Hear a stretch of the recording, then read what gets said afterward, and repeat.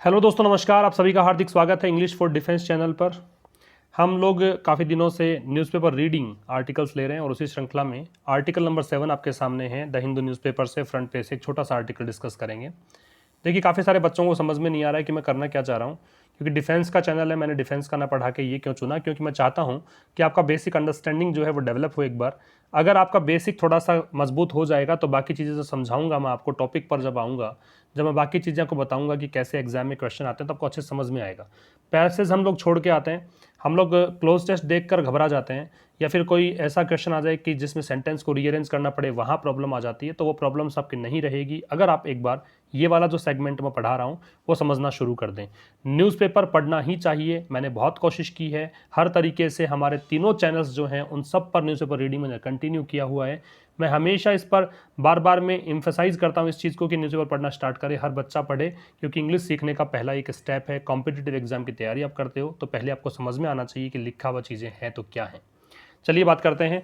ज़रूर से सेशन को आप शेयर ज़रूर करें अपने दोस्तों के साथ। आप शेयर नहीं करते हैं, अधिक से अधिक शेयर किया कीजिए ताकि और लोग भी जुड़ें, समझें और जानें, वो भी सीखें।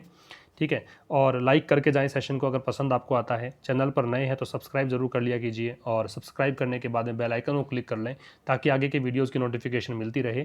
बेल आइकन क्लिक करने के बाद वहाँ पे एक ऑल नोटिफिकेशन कोई ऑप्शन होता है, तो ऑल पे क्लिक करना, तभी नोटिफिकेशन पहुँचेगा, वरना कई बार आता है कई बार नहीं आता, ये प्रॉब्लम भी होती है। चलो, Karnataka to restart train for migrants, ये बोल रहा है। अब ये कह रहा है कर्नाटका राज्य का नाम है, टू रीस्टार्ट, टू से ये कहना चाह रहा है कि ऐसा करेगा। तो कर्नाटका यहाँ पे फिर से स्टार्ट करेगा। रीस्टार्ट किससे बना है? री प्लस स्टार्ट से। फिर से स्टार्ट करेगा क्या? ट्रेन्स। किसके लिए? For migrants. माइग्रेंट्स का मतलब जो प्रवासी मजदूर हैं उनके लिए, प्रवासियों के लिए। माइग्रेंट्स मतलब जो अब जैसे मान लीजिए मैं रह रहा हूँ राजस्थान में और मैं यहाँ से कहीं और चला जाता हूँ तो मैं माइग्रेंट कहलाऊंगा फिर। ठीक है, कहीं काम करने चला जाता हूँ तो माइग्रेंट कहलाऊंगा। तो यहाँ पे कर्नाटका जो है माइग्रेंट्स के लिए ट्रेन फिर से स्टार्ट करेगा, ये बोलना चाह रहे हैं। अब देखो, इस आर्टिकल को पढ़ना स्टार्ट करते हैं। फेसिंग फ्लैग, फ्लैग का मतलब नोट करेंगे आप, क्रिटिसिज्म। फ्लैग का मतलब होता है क्रिटिसिज्म, आलोचना को बोलते हैं फ्लैग। तो कह रहा है फेसिंग फ्लैग, फेसिंग का मतलब सामना करना, फ्लैग मतलब आलोचना।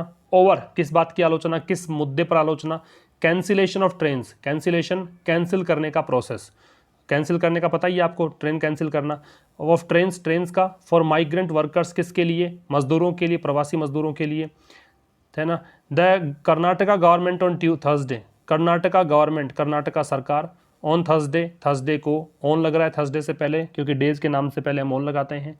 Made a U turn, made a U turn, U turn हमने पढ़ा है, एकदम उल्टा रुख ले लेना, मतलब पहले कहा कि कैंसिल कर दिया, अब कह रहे हैं कि कैंसिलेशन हटा देंगे, अब ट्रेन चला देंगे।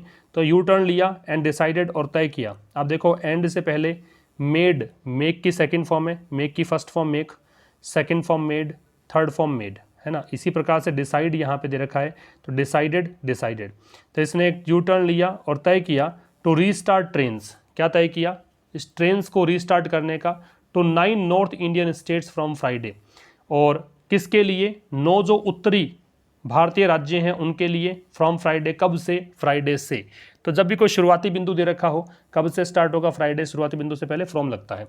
देखो, फेसिंग फ्लैग, तो ये फेसिंग जो है प्रेजेंट पार्टिसिपल कहलाता है।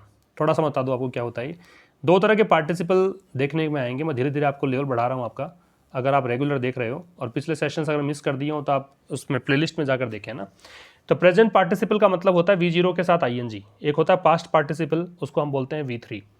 तो ये कह रहा है कि ऐसा करते हुए, इसका हिंदी अर्थ जो निकलता है ना V0 प्लस ING का, इसका मतलब निकलेगा ऐसा करते हुए। तो आलोचना का सामना करते हुए, किस बात को लेकर आलोचना? उसके लिए ओवर लग गया है, ओवर प्रेपोजिशन है। ट्रेन्स के कैंसिलेशन वाली बात पर, और ट्रेन्स का कैंसिलेशन, ट्रेन्स किसके लिए थी? माइग्रेंट वर्कर्स के लिए। तो माइग्रेंट वर्कर्स जो हैं, प्रवासी मजदूर हैं, उनके लिए ट्रेन्स के कैंसिलेशन को लेकर आलोचना सामना करते हुए, चूंकि आलोचना का सामना किया इन्होंने, फिर कर्नाटक गवर्नमेंट ने क्या किया? इन आलोचनाओं को देखकर, सुनकर, कर्नाटक गवर्नमेंट ने थर्सडे को, ऑन लगा डे के नाम से पहले, यू टर्न ले लिया और डिसाइड किया कि वो ट्रेन्स को फिर से स्टार्ट करेगा। ट्रेन्स कहाँ जाएंगी? 9 जो उत्तरी भारतीय राज्य हैं, कब से जाएंगी? फ्राइडे को। समझ में आ गया? अगला देखो, द फर्स्ट श्रमिक special will leave for Bihar on Friday. The first, first से पहले द क्यों है? क्योंकि ये ऑर्डिनल नंबर है। ऑर्डिनल नंबर किसको बोलते हैं? देखो, ORDINAL, ऑर्डिनल नंबर का मतलब है जो सीक्वेंस बताता हो। क्यों? इस ऐसा क्यों मतलब है? क्योंकि इसका मतलब होता है ऑर्डर, ORDER, ऑर्डर से बना है ऑर्डिनल, ठीक है। तो ऑर्डर का मतलब होता है क्रम, सीक्वेंस। तो सीक्वेंस कैसे बताते हो आप? पहला, दूसरा, तीसरा। इसको इंग्लिश में कैसे बताओगे? First, second, third. इनसे पहले द लगता है तो यहाँ पे द है, ठीक है। तो द फर्स्ट श्रमिक special will leave for Bihar. पहली जो श्रमिक स्पेशल है, श्रमिक मतलब मजदूरों के लिए विशेष ट्रेन जो है, विल लीव, ये future indefinite simple future, will के साथ में V0 बेस फॉर्म है, वो बिहार के लिए जाएगी। लीव का छोड़ना होता है, तो यहाँ का स्टेशन छोड़ेगी कर्नाटका का और निकलेगी कहाँ के लिए? बिहार के लिए। तो बिहार रवाना होगी ऑन फ्राइडे। कब? फ्राइडे को।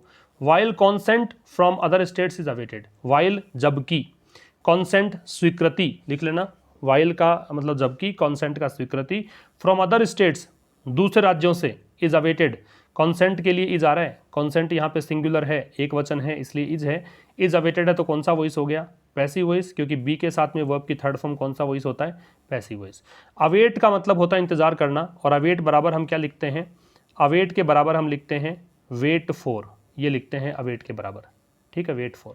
तो ये कह रहा है कि अदर स्टेट्स के लिए जो कॉन्सेंट है उसका इंतजार है। तो याद रखना कि अवेट के साथ में फॉर कभी नहीं आता। आपके एग्जाम में प्रश्न आता है कॉमन एरर का कि अवेट में फॉर दे दिया जाता है, गलत हो जाएगा। अब वेट में फॉर आएगा, अवेट में नहीं आएगा। रिपीट कर रहा हूँ, देखो क्या कहना चाह रहा है। पहली जो श्रमिक स्पेशल है वो बिहार जाएगी, बिहार के लिए निकलेगी फ्राइडे को, जबकि अन्य राज्यों से भी, बिहार का तो अनुमति मिल गई, बाकी के राज्यों के लिए अनुमति जो है उसका इंतजार है, अभी इंतजार किया जा रहा है, ठीक है।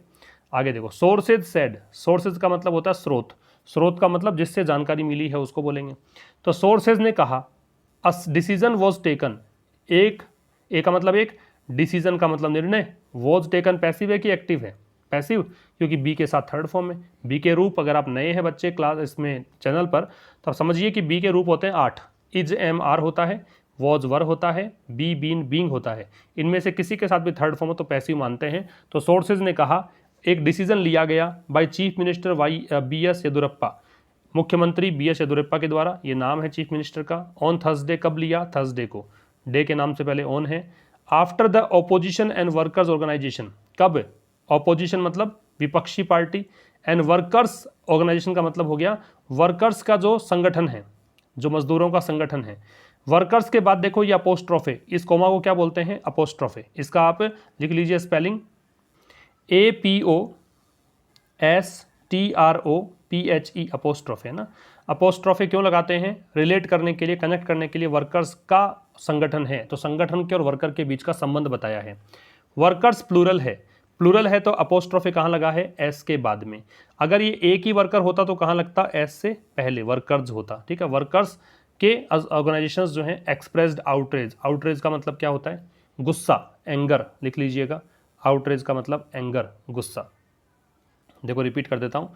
तो कह रहा है सोर्सेज ने कहा, मतलब जिन स्रोतों से जानकारी मिली है वो जानकारी देने वाले लोग जो हैं उन्होंने कहा कि एक डिसीजन लिया गया मुख्यमंत्री BS येदुरप्पा के द्वारा, थर्सडे को लिया गया। क्यों लिया गया? क्योंकि विपक्षी पार्टी है वो और जो श्रमिकों का संगठन है वो, उन्होंने गुस्सा व्यक्त किया था, एक्सप्रेस किया था, गुस्सा जताया था, इस कारण से। आगे कह रहा है an internal assessment by the home department is said to have warned that labour unrest में get out of hand if trains are not restarted. An एक, इंटरनल आंतरिक, असेसमेंट का मतलब होता है मूल्यांकन, इसका पर्यायवाची होगा इवैल्यूएशन, सिनोनिम हो जाएगा इवैल्यूएशन, ठीक है। तो एक आंतरिक जो मूल्यांकन है बाय द होम डिपार्टमेंट, किसके द्वारा? गृह विभाग के द्वारा। इज सैड, उसके बारे में कहा जाता है, इज सैड पैसिव है, उसके बारे में कहा गया है टू हैव वार्नड, कि इसने क्या किया है? चेताया है। होम डिपार्टमेंट के जो एक असेसमेंट इन्होंने किया था, मूल्यांकन किया था, उसने चेतावनी दी है दैट लेबर अनरेस्ट, कि मजदूरों का गुस्सा, अनरेस्ट का मतलब बेचैनी, गुस्सा, में हो सकता है गेट आउट ऑफ हैंड, में मॉडल है और संभावना बताने के लिए आता है, तो ये गुस्सा आउट ऑफ हैंड हो सकता है। आउट ऑफ हैंड का मतलब आउट के साथ में ऑफ लगता है, प्रेपोजिशन याद रखना। हाथों से बाहर मतलब नियंत्रण से बाहर, कंट्रोल में नहीं रहेगा। कब? If trains are not restarted, अगर ट्रेन्स रीस्टार्ट नहीं की जाती हैं।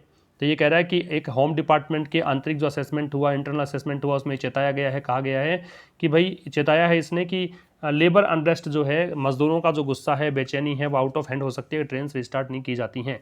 ये यहाँ पे कंडीशनल सेंटेंस बन रहा है इफ़ के साथ में। देखो वैसे तो फर्स्ट फॉर्म ही है, ये बी का थर्ड फॉर्म दे रखा, बी प्लस थर्ड फॉर्म, ये फर्स्ट फॉर्म है। वैसे फर्स्ट फॉर्म का पैसिव वॉइस हम बनाते हैं इज एम आर से, जो बच्चे अब समझ रहे हैं वो समझ जाएंगे। आर के साथ देखो थर्ड फॉर्म आ रही है, ठीक है ना। तो ये तो है फर्स्ट फॉर्म। तो इफ़ के साथ में अगर फर्स्ट फॉर्म दूसरे साइड में क्या आता है, मे, कैन, शैल, विल, ये सब लगता है, तो यहाँ मे के साथ में V0 है। तो फर्स्ट कंडीशनल सेंटेंस है। तो ये कह रहा है कि अगर ऐसा होता है, ऐसा नहीं होता है तो ऐसा हो जाएगा। फर्स्ट कंडीशनल सेंटेंस जिसे ओपन कंडीशन कहते हैं। तो ये आपका आर्टिकल नंबर 7 था। अब हम बात करेंगे नेक्स्ट आर्टिकल में। तब तक के लिए नमस्कार, थैंक्स अ लॉट।